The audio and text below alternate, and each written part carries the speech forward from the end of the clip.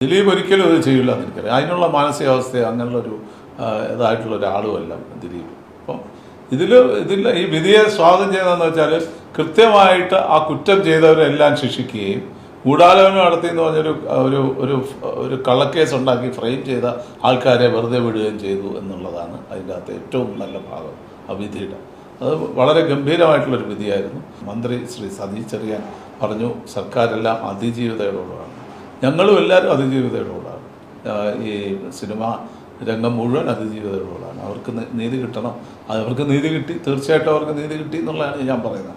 അല്ലാതെ ഈ ഒരാളെ ഫ്രെയിം ചെയ്ത് അയാളെ ഇതിൻ്റെ അകത്ത് കുടുക്കി അയാളെ ശിക്ഷിച്ചല്ല നീതി വരുന്നത്. സത്യമായിട്ടുള്ള കാര്യത്തിൽ അതാണ് ഈ വിധിയുടെ ഏറ്റവും വലിയ ഹൈലൈറ്റ് എന്ന് പറയുന്നത്. വളരെ കൃത്യമായിട്ടുള്ളൊരു വിധിയാണ്.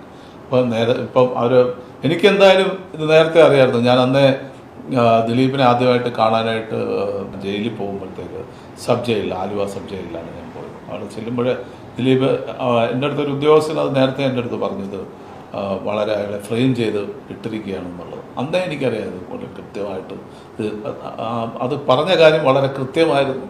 അത് കൃത്യമായിട്ട് നടക്കുകയും ചെയ്തു. അപ്പം പോലീസിലെ ചില ഉദ്യോഗസ്ഥരും സിനിമയിലെ ചില ആൾക്കാരും കൂടെ നടത്തിയൊരു ഗൂഢാലോചനയുടെ ഭാഗമാണ് എന്നുള്ളതാണ് എനിക്ക് പറയാനുള്ളത്.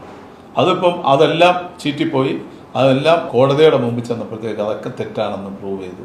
അതൊരു വലിയ സന്തോഷമുള്ളൊരു കാര്യം. 8 കൊല്ലം അവരനുഭവിച്ച ട്രോമ എന്ന് പറയുന്നത് നമുക്ക് ചിന്തിക്കാൻ പറ്റാത്ത രീതിയിലുള്ള പ്രശ്നങ്ങളാണ്. എന്നുവെച്ചാൽ ഞാൻ ആ കുടുംബമായിട്ട് അടുത്ത് നിൽക്കുന്നതുകൊണ്ട് ആ കുട്ടികളൊക്കെ അനുഭവിച്ച പ്രശ്നങ്ങൾ, കുട്ടികളെ ഇവിടുന്ന് മാറ്റേണ്ടി വന്നത്. ഇവിടെ നിന്ന് മീനാക്ഷിയൊക്കെ മദ്രാസിൽ പോയാണ് പഠിച്ചത്. പോരാത്ത കൊച്ചു രണ്ടാമത്തെ കുട്ടി അതിനെ മദ്രാസിലോട്ട് മാറ്റി വേറെ സ്കൂളിലാക്കേണ്ടി വന്നു. അപ്പോൾ അങ്ങനെയൊക്കെ ആ അമ്മയ്ക്കുണ്ടായ പ്രശ്നം, ദിലീപിൻ്റെ അമ്മ എന്തുമാത്രം ഇത് സഹിച്ചു. മോനെ അറസ്റ്റ് ചെയ്തുകൊണ്ട് വീട്ടിൽ നിന്ന് പോകുക എന്നൊക്കെ പറയുന്ന ഒരു അമ്മയ്ക്ക് സഹിക്കാൻ പറ്റാത്ത കാര്യം.